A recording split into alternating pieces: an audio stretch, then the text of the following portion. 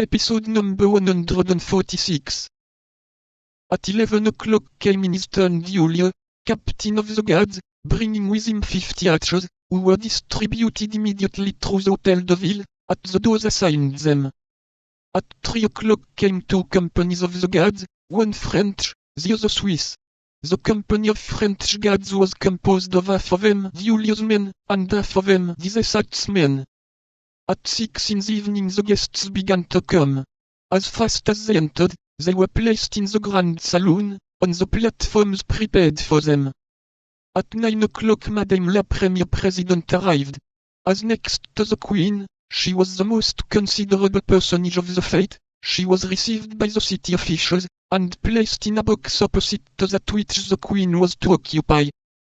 At 10 o'clock, the King's collation, consisting of preserves and other delicacies, was prepared in the little room on the side of the Church of St. Jean, in front of the silver buffet of the city, which was guarded by 4 archers.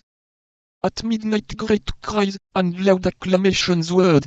It was the King, who was passing through the streets, which led from the Louvre to the Hotel de Ville, and which were all illuminated with colored lanterns.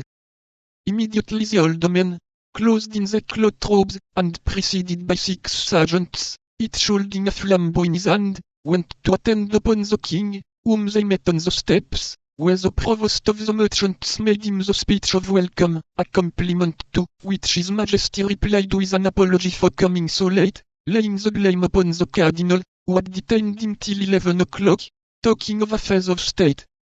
His Majesty, in full dress, was accompanied by His Royal Highness, le Comte de Soissons, by the Grand Prior, by the Duc de Longueville, by the Duc d'Eubreuf, by the Comte d'Harcourt, by the Comte de la Roche-Guyon, by M. de Lioncourt, by M. de Barados, by the Comte de Cramel, and by the Chevalier de Souvray. Everybody noticed that the King looked dull and preoccupied.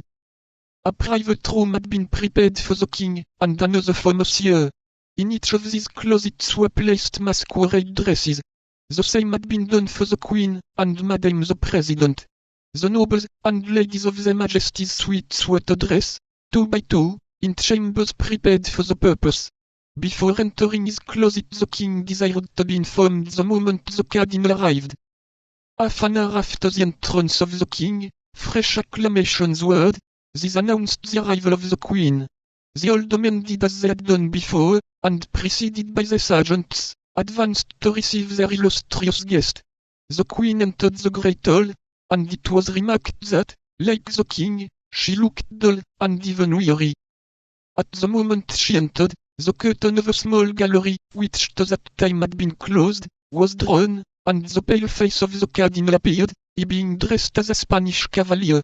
His eyes were fixed upon those of the Queen, and a smile of terrible joy passed over his lips.